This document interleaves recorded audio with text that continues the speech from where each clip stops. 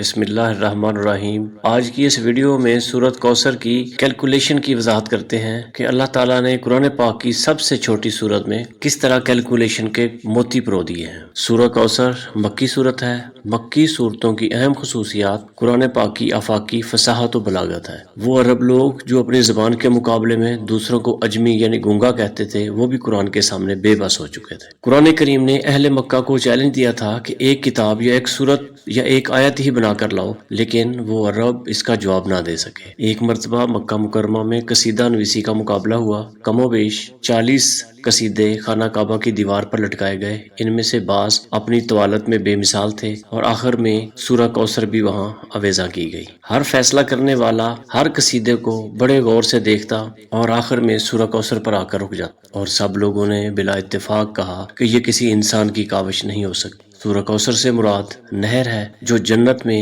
حضور نبی کریم صلی اللہ علیہ وآلہ وسلم کو عطا فرمائی جائے گی۔ یہاں واضح رہے کہ نہر کوثر اور حوض کوثر میں فرق ہے۔ حوض کوثر میدان حشر میں ہوگا، جبکہ نہر کوثر جنت میں ہوگی۔ البتہ یہ ضرور ہے کہ حوض کوثر میں جو پانی موجود ہے اس کا مصدر نہر کوثر ہی ہے۔ آج کی اس ویڈیو میں ہم سورہ کوثر کی وہ کیلکولیشن آپ کے سامنے رکھیں گے جس کو دیکھ کر جدید سائنسی دنیا کے بڑے بڑے کمپیوٹرز بھی جواب دے گئے، اور اسی کیلکولیشن کی بنیاد پر کفار مکہ سورہ کوثر کے مقابلے میں اپنی کوئی بھی تحریر سامنے لانے میں بری طرح ناکام ہوئے۔ سورہ کوثر قرآن کریم کی سب سے چھوٹی محترم سورت ہے، لیکن یہ جان کر آپ کو حیرانی ہوگی کہ قرآن کریم کی اس چھوٹی سورت میں بھی نمبر 10 کی کوڈنگ اس انداز سے موجود ہے کہ آج کا جدید سپر کمپیوٹر بھی اس کمال کی کوڈنگ کے سامنے بے بس ہے۔ قرآن کریم کی یہ سورت صرف 10 الفاظ پر مشتمل ہے، جس کی پہلی آیت میں موجود حروف بھی 10 ہیں۔ اسی طرح دوسری آیت میں بھی ٹوٹل 10 حروف ہیں، اور اسی طرح آخری آیت کے بھی حروف کی تعداد 10 ہے، اور وہ ایسے حروف جو اس سورت میں ایک دفعہ آئے ہیں ان کی تعداد بھی 10 ہے۔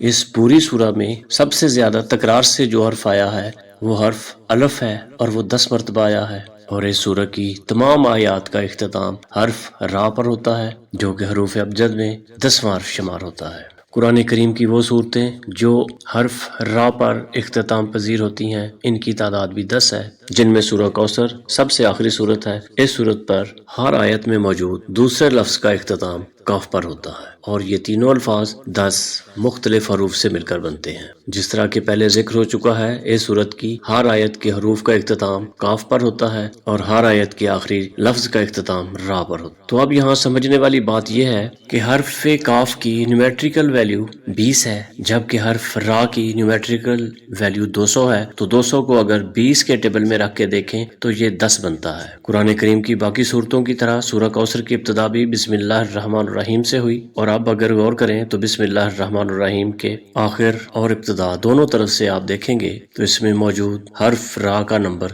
10واں ہی آتا ہے، جبکہ صرف بسم اللہ میں موجود حرفوں کی تعداد بھی 10 ہے۔ اور پورے قرآن پاک میں صرف 2 صورتیں ہی ایسی ہیں جن کا آغاز انا سے ہوا ہے اور جس کا اختتام را پر ہوا ہے۔ پہلی صورت میں سورہ قدر ہے جو قرآن کریم میں 97 نمبر پر آتی ہے، اور آخری صورت سورہ کوثر ہے جو قرآن کریم میں 108 نمبر پر آتی ہے۔ اب ان دونوں صورتوں کے درمیان اگر باقی صورتوں کی تعداد گنے تو وہ 10 ہی بنتی ہے۔ قرآن کریم کی 97 نمبر کی صورت یعنی سورۃ قدر میں حرف را بھی 10 مرتبہ آیا ہے، جبکہ سورہ قدر جس کی ابتدا قرآن میں انا سے ہوتی ہے، اور سورۃ الکوثر قرآن میں موجود دوسری صورت ہے جس کا آغاز بھی انا سے ہی ہوتا ہے۔ ان دونوں صورتوں کے درمیان صرف 10 آیات ایسی ہیں جن کی ابتدا انا سے ہوتی ہے، اور اسی طرح سورہ قدر کی آخری آیت سے لے کے قرآن پاک کی سب سے چھوٹی صورت یعنی سورہ کوثر کی پہلی آیت تک قرآن کریم میں صرف 10 ایسے الفاظ ہیں جو حرف را سے شروع ہوتے ہیں۔ قرآن کی سورہ نمبر 97 یعنی سورہ القدر کی ابتدا حرف الف سے ہوتی ہے،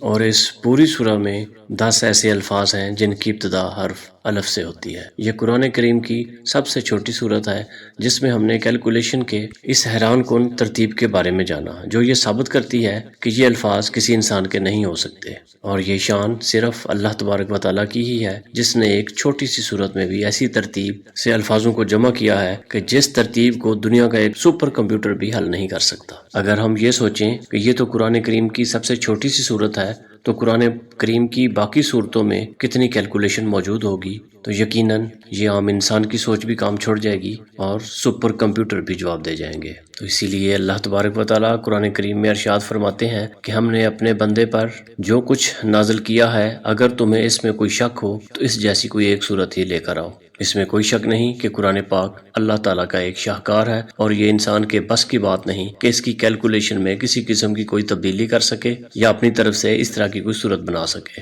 قرآن کریم کا ایک ایک حرف ادھر سے ادھر نہیں ہو سکتا، کیونکہ اس سے قرآن پاک کی ترتیب غلط ہوگی۔ اسی لیے قرآن پاک میں اللہ تعالیٰ فرماتے ہیں کہ قرآن پاک ہم نے ہی اتارا ہے اور ہم ہی اس کی حفاظت کریں گے۔ دوستو، دعا کریں کہ اللہ تعالیٰ ہم سب کو قرآن پاک سمجھنے، پڑھنے اور اس پر عمل کرنے کی توفیق عطا فرمائے۔ آمین ثم آمین۔